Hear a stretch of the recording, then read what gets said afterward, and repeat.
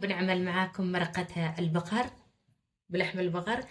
هذه المقادير: البصل والزبدة الحيوانية، وهذه الثوم، وهذا الكمون، بهارة المرق، اللحم، وهذا الفلفل الأسود، وهذه اللحمة.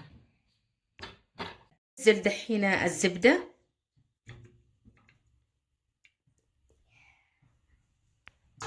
نطب البصل، هذا البصل والثوم،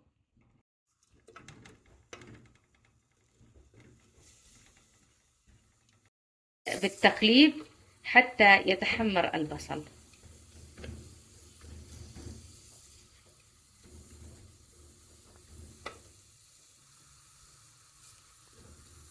بعد ما حمر البصل نحط اللحمة،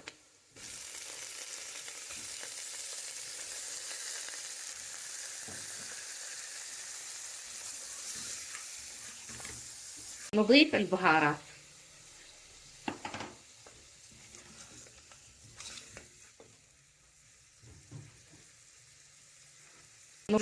نضيف كمان ملعقة ملح بالتقليب.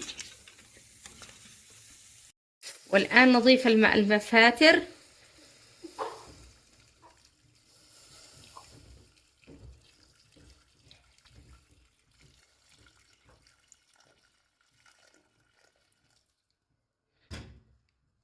ونقلب ونضغطه بالضغاطة لمدة ساعة.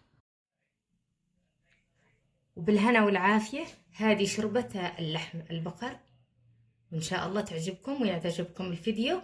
لا تنسوا اللايكي وتفعيل الجرس عشان يصلكم كل جديد.